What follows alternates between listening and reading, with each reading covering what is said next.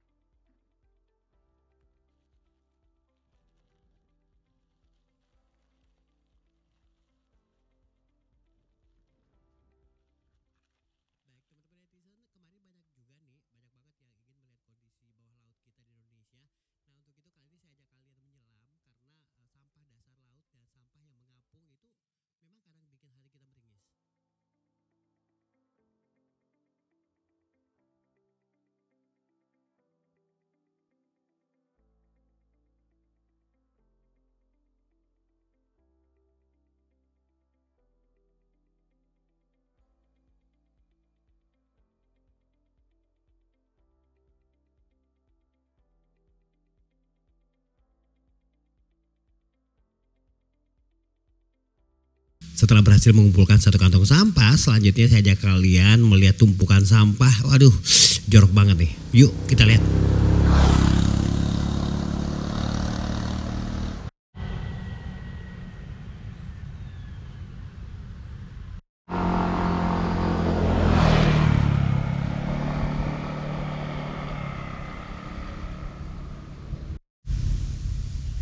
Baik, saya berada di Jalan Ambomati, Kota Parepare, Sulawesi Selatan. Dan seperti yang kalian lihat, jalan ini sangat kotor ya. Di pinggirannya itu banyak sampah.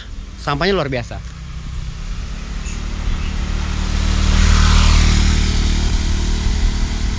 Bahkan sampah-sampah ini kerap memenuhi pinggir jalan ya. Jadi warga sekitar itu biasanya hanya mendorong ke pinggir lagi karena sudah sampai ke jalan.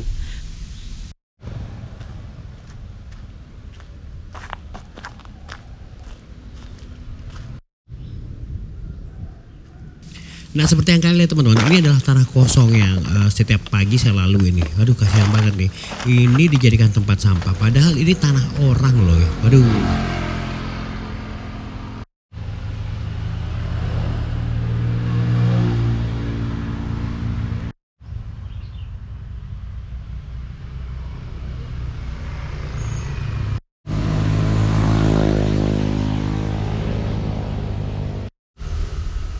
sebenarnya inilah lahan kosong milik warga ya. Dan selalu disarankan sih supaya lahan ataupun tanah milik kalian tidak jadi tempat pembuangan sampah.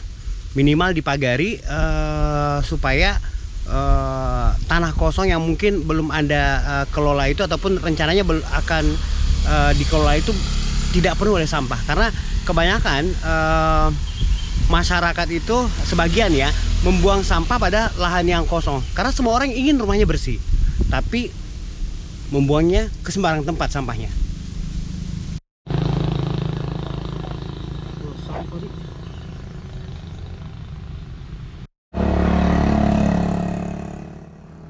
Nah, kalau kalian punya tanah kosong, jangan sampai dibiarkan seperti itu ya. Kalian harus kasih pagar supaya orang-orang yang tidak bertanggung jawab itu nggak buang sampah di tanah milik Anda. Ini contohnya nih, aduh kasihan.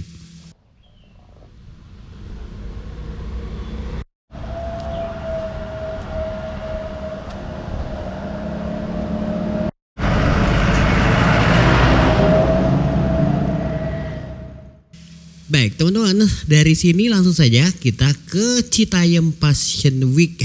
Bukan, tapi di Cempai Fashion Week.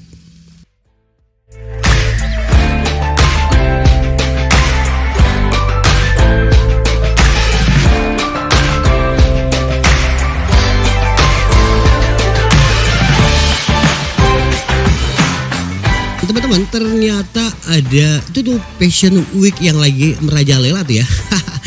ini gara-gara Citayam Fashion Week ya. Jadi di Parepare itu juga sepertinya ikut latah nih. Ada fashion gitu juga ala anak-anak Parepare. Tapi mereka itu sambil memperkenalkan produk lokal yang ada di Kota Habibie. Seru juga sih.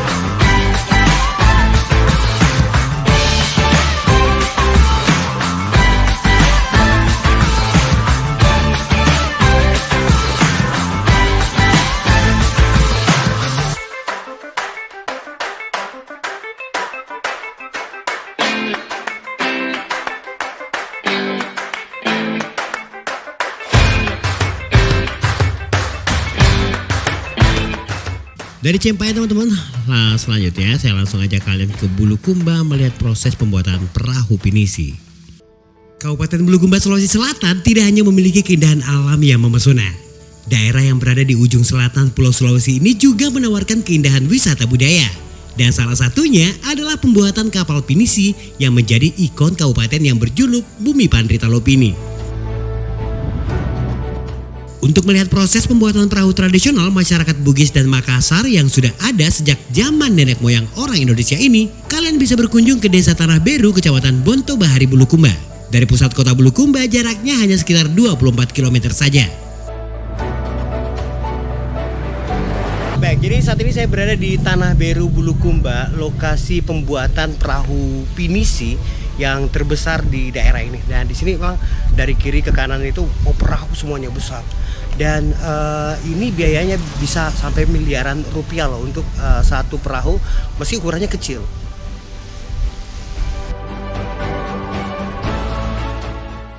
Kapal pinisi merupakan bukti jika Indonesia adalah negara maritim yang besar dengan pelaut dan pembuat kapal yang sangat tangguh. Nah, di desa pesisir Tanah Beru ini mayoritas penduduknya berprofesi sebagai pembuat kapal pinisi. Pemesannya tidak hanya dari dalam negeri, tapi juga sejumlah konglomerat dari luar negeri. Jadi sekarang saya berada di ruangan dalam pembuatan kapal pinisi ini. Jadi ini setiap di geladangnya itu memang dibuat seperti bersekat-sekat, ada kamar ya. Dan memang banyak banget, luas banget nih kapal. Ada berapa lantai? Untuk membuat kapal pinisi memang tidak boleh sembarangan. Pemilihan material yang dibutuhkan menjadi syarat mutlak, seperti jenis kayu yang akan digunakan untuk membuat kapal pinisi. Kayu jenis biti menjadi pilihan utama untuk membuat kapal pinisi karena bentuknya yang cenderung melengkung. Kayu ini hanya dapat diperoleh di daerah Sulawesi Selatan, Papua, Maluku, dan Sulawesi Tenggara. Karena perahu pinisi itu membutuhkan bahan yang kuat dan kemudian harus dipastikan punya ketahanan yang luar biasa. Makanya proses pembuatannya memang cukup lumayan lama juga sih. Kalian juga bisa lihat bagaimana besarnya, sehingga bahkan ada yang bertahun-tahun baru selesai. Karena di sepanjang pesisir pantai ini dipenuhi pembuat kapal pinisi, Desa Tanah Beru menjadi lokasi wisata favorit. Selain untuk mengetahui cara pembuatan kapal pinisi, pengunjung juga biasanya berfoto di atas kapal yang sementara dibuat dengan latar pemandangan laut Bulukumba yang membiru. Teman-teman, seperti untuk episode kali ini cukup sekian dulu. Jangan lupa subscribe sebagai bentuk dukungan kalian pada kanal ini. Sampai ketemu besok dan salam jumpa.